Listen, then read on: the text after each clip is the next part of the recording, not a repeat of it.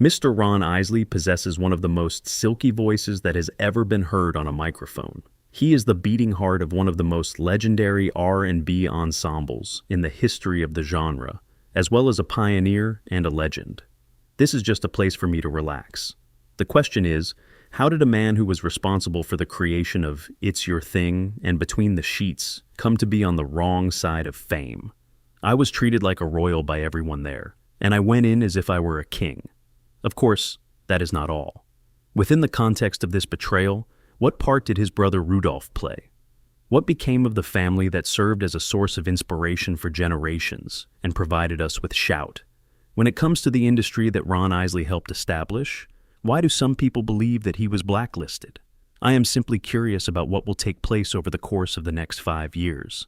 The narrative of the Isley brothers begins in the Lincoln Heights neighborhood of Cincinnati, Ohio, which is a close-knit neighborhood that is primarily black to predominantly white population. They were brought up in a musical household by their parents, O'Kelly Isley Sr., a former Navy sailor and vaudeville singer, and Sally Isley, a woman of strong religion from Georgia. Both of their parents were instrumental in the brothers' musical development. The boys' soulful harmonies and performance talents were established at their local church, where the family frequently sang together. Music was an integral part of their everyday lives, and the boys' family enjoyed singing together. O'Kelly Jr., Rudolph, Ronald, and Vernon were the 4 brothers who came together to form the group in the beginning. They began by playing evangelical music that was influenced by acts such as the Dixie Hummingbirds, and ultimately they expanded their repertoire to include R&B and doo-wop. 1954 was the year that they established their first official group and participated in events such as Ted Mack's Amateur Hour, when they were awarded a watch for coming in first place. A voyage that would be full of triumphs, tragedies, and musical invention began with their victory, which marked the beginning of the adventure. Vernon, who was just 13 years old at the time, was riding his bike when he was struck and killed by a car in 1955. This tragic event occurred at a time when the group was gaining pace. Devastated, the brothers momentarily parted ways since they were unable to imagine continuing their lives without him. On the other hand, the 3 individuals reassembled after receiving support from their parents and revitalizing their sense of purpose. The band's music was infused with a youthful energy and emotional depth, thanks to the addition of Ronald, the youngest member, who took up the role of lead singer. As a result of their determination to pursue a career in popular music, the Isley brothers moved from Cincinnati to New York City in the year 1957. They started recording sessions under the direction of producer George Goldner, during which they experimented with a variety of musical styles and released songs such as Angels Cried and The Cow Jumped Over the Moon. In spite of the fact that these early singles did not succeed in gaining popularity, the brothers persisted. Shout, a song that mixed the zeal of gospel music with the fire of R&B, was the tune that brought them their big break in 1959.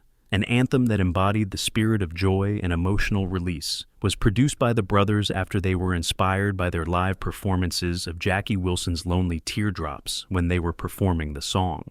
Despite the fact that it only reached position 47 on the Billboard Hot 100 chart, the song Shout became a cultural sensation and sold more than 1 million copies.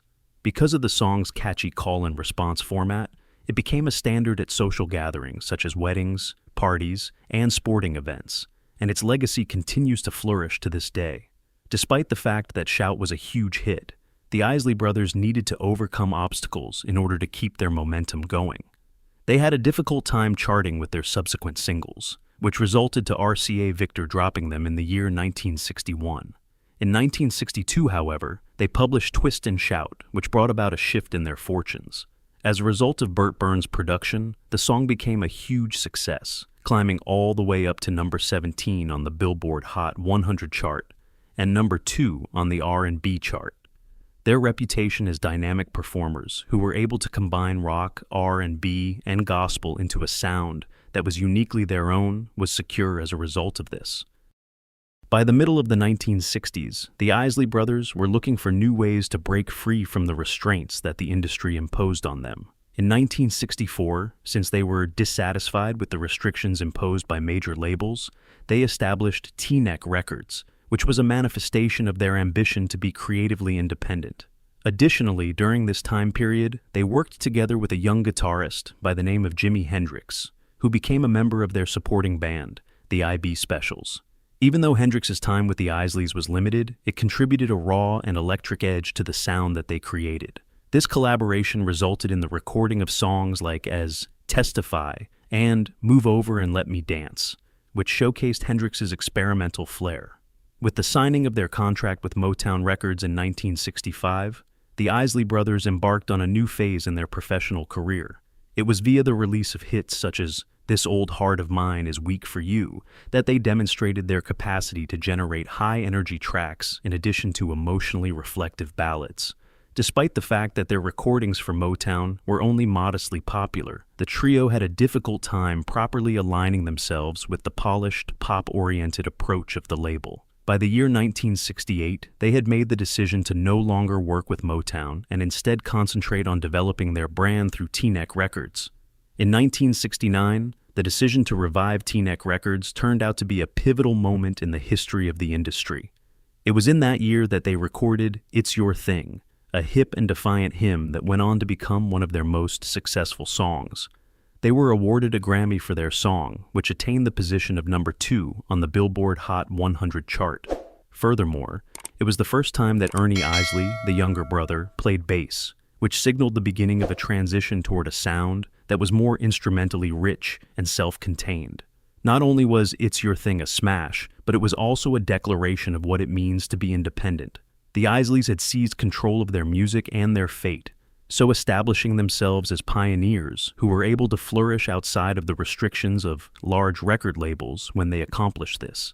In the event that you inquire about the origins of Ron Isley's magic, he will tell you that it began in the church.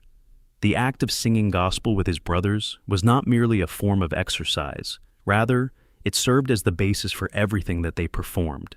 As he was growing up, Ron listened to some of the greatest musicians, including Nat King Cole, Sam Cooke, and even Ray Charles. He desired to combine that soul with something new, and something that would stand the test of time. By the time the 1970s arrived, the Isleys had already incorporated a younger generation into their musical landscape. In order to make the band into a multi-generational powerhouse, they enlarged their roster to include Ernie, Marvin, and Chris Jasper, who was their brother-in-law. Hits such as That Lady and their rendition of Summer Breeze were examples of the band's ability to integrate rock, funk, and soul in their music while releasing albums such as 3+3. One of the things that sets them apart from their contemporaries is their capacity to reimagine songs and make them their own. During this time period, the Isleys launched a series of albums that achieved platinum certification, one of which was titled The Heat Is On, 1975. This album featured timeless songs such as Fight the Power and For the Love of You. Furthermore, they incorporated parts of disco and Quiet Storm into their sound, which further diversified their sound. They were among the most important acts in popular music by the late 1970s, and they had a significant impact on the landscape of R&B, funk, and other genres after that. Not only did the Isley Brothers create hits, but they also created lasting classics. Songs that aren't simply on your playlists, but get ingrained in your memories as well. Who among us hasn't put their feet up and danced to Between the Sheets or felt their heart skip a beat while listening to For the Love of You? Their music has been sampled by a wide variety of artists, ranging from Kendrick Lamar to the notorious Big, which is evidence that their impact exists for all time. Despite the fact that they were influencing the course of music history, the industry did not always treat them with respect. One of the most prestigious honors in the world of music was bestowed upon the Isley Brothers in the year 1992, when they were inducted into the Rock and Roll Hall of Fame. During that particular moment, they cemented their position in history as one of the most significant groups in the history of the world. After many years, in January of 2014, they were finally honored with the Grammy Lifetime Achievement Award, which was a long overdue recognition for the remarkable contributions they had made to the music industry.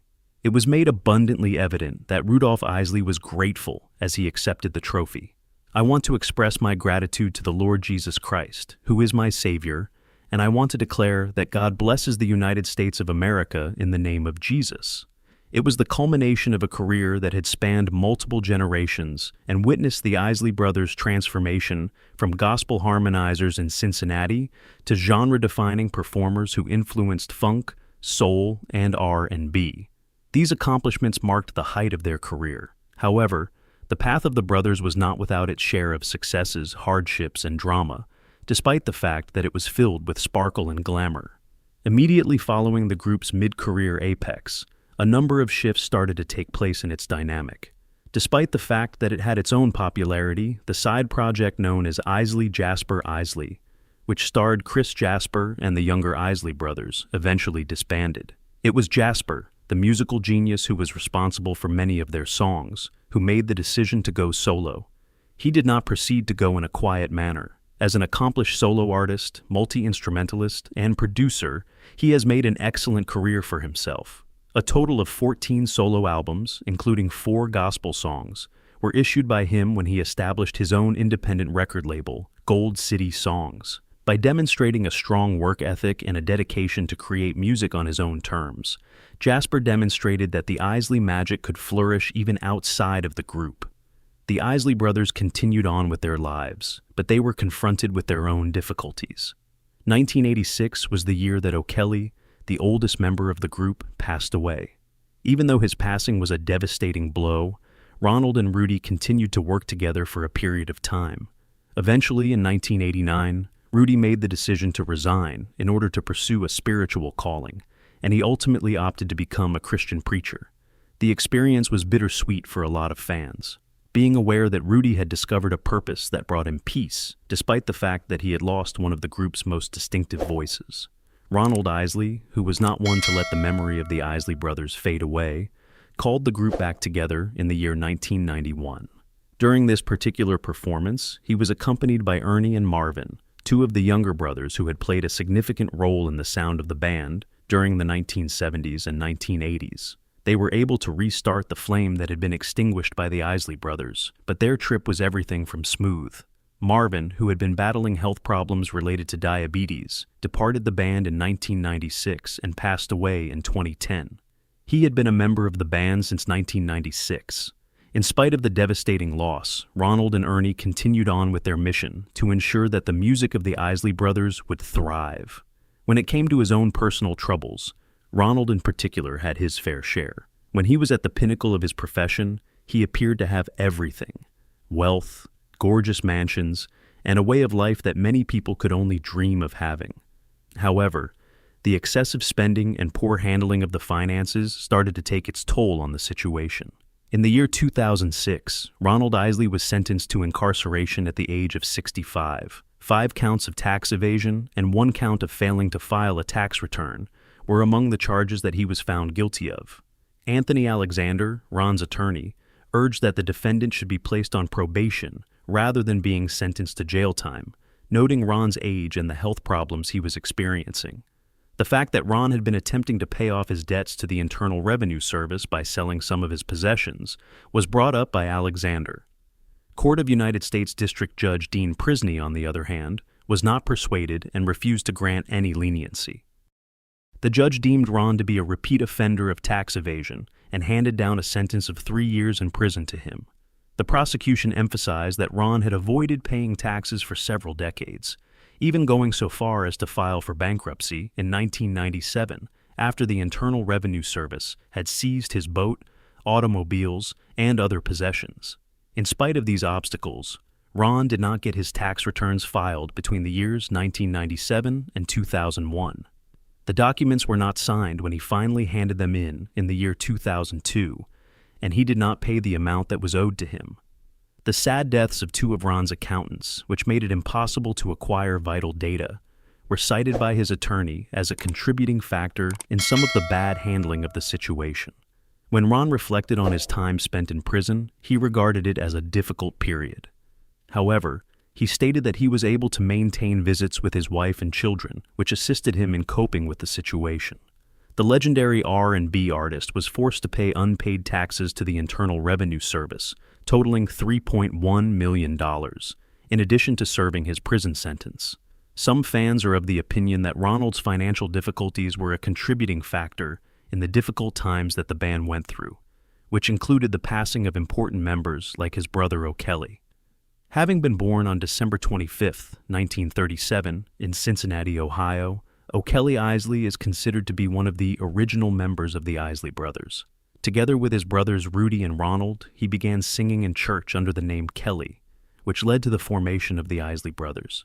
Despite the fact that they were going through personal difficulties, the group decided to switch from gospel to rhythm and blues in 1959 and signed with RCA Victor. In the same year, they collaborated on the writing of their breakthrough smash, Shout, which went on to become an enduring cultural icon. It was first performed by the Isley Brothers on television shows such as American Bandstand and Shindig. Subsequently, it was recorded by musicians such as Lulu in 1964 and David Ruffin in 1998. The song was also included prominently in movies such as Animal House, which was produced by National Lampoon. At the same time that O'Kelly passed away in 1986, his brother Rudy quit the band to pursue a career as a minister, which was another significant turning point for the band. In spite of his departure, the Isley Brothers continued to be successful, recording and performing for decades, and eventually reaching new generations of admirers. An enduring legacy was left behind by O'Kelly, who was also a father of 2 children. The Rock and Roll Hall of Fame honored him with a posthumous induction in the year 1992, and Little Richard was the one who personally presented the honor. In addition, the group was honored with a member of the Vocal Group Hall of Fame in the year 2003, and in the year 2014, they were presented with a Grammy for Lifetime Achievement. Because of their contributions to more than 35 songs that have become classics, they were elected into the Songwriters Hall of Fame in the year 2020. And as if the problems with his taxes weren't enough, Ron also had to deal with conflict inside his own family. In 2021, his brother Rudy filed a lawsuit against him, saying that Ron had assumed control of the Isley Brothers' trademark without discussing the matter with him.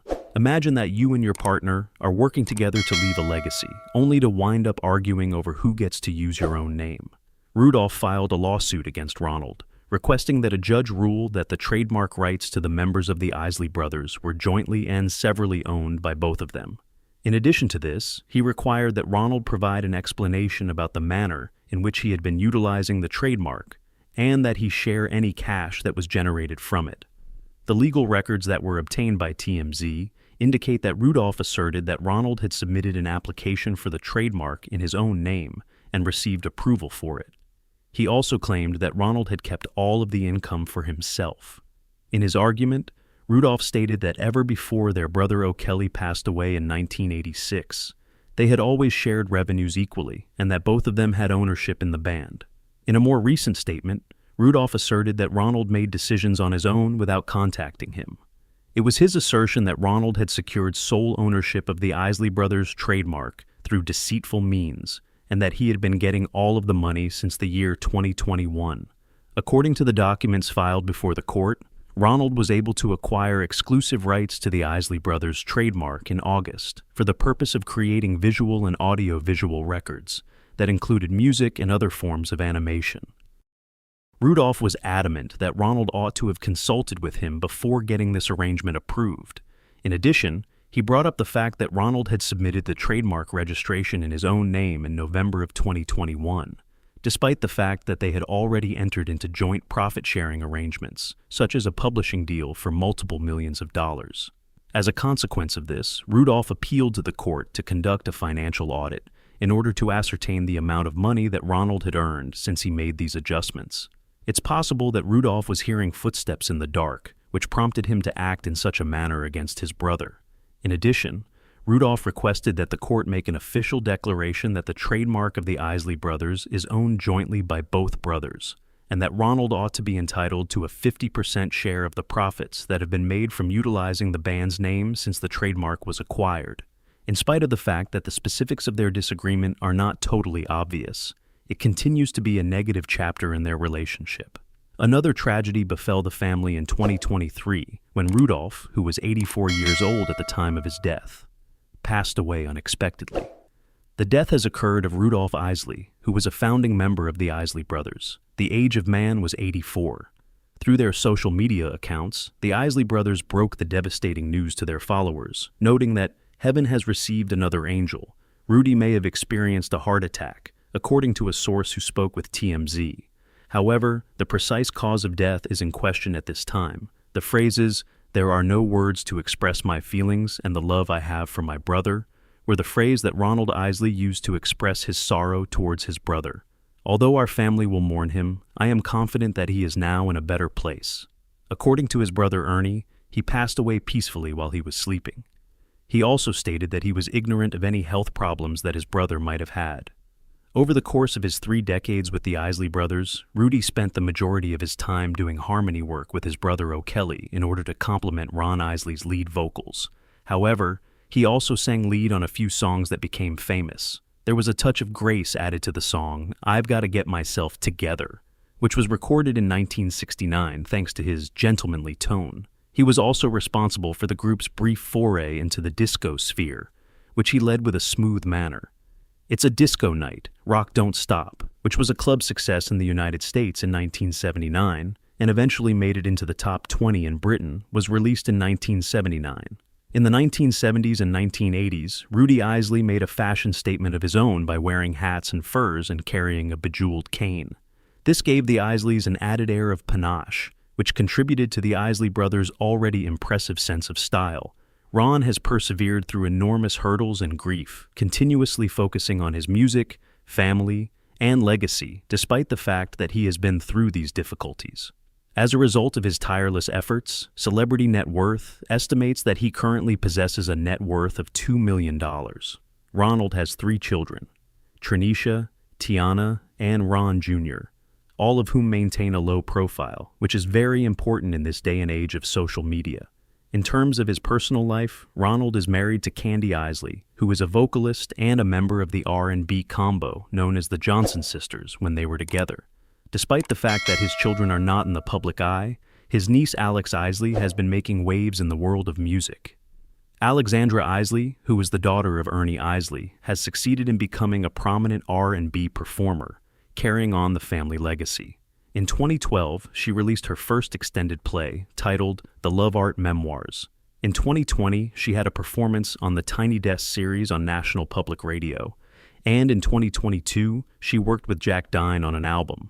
In any case, when one considers the past, it is incredible to see how much the Isley brothers accomplished. They have had an impact on a wide range of artists, from the Beatles to Ice Cube, and they have created a collection of music that has the quality of becoming a soundtrack to life itself. Their music has the ability to speak to the heart and soul, whether it be the slow jams that are perfect for setting the tone, such as Between the Sheets, or the peppy tracks that make you want to dance, such as This Old Heart of Mine. Nevertheless, in spite of the enormous impact they have had, the Isley brothers do not always receive the attention they feel they are due. Perhaps it is due to the fact that they did not have that one breakthrough crossover hit. Alternatively, it could be due to the fact that their success spanned decades, making it more difficult to pinpoint a single period in time. Nevertheless, devoted fans are aware of the extent of their effect. They did more than just make songs. They were able to establish movements, inspire generations, and continue to evolve despite the challenges that the industry presented to them. The Isley brothers continue to be revered as legends, despite everything that has happened to them, including lows, highs, betrayals, and grief. In the same way that their music has endured the test of time, Ron Isley has as well. That wraps up this video, folks. I hope you enjoyed it. Goodbye.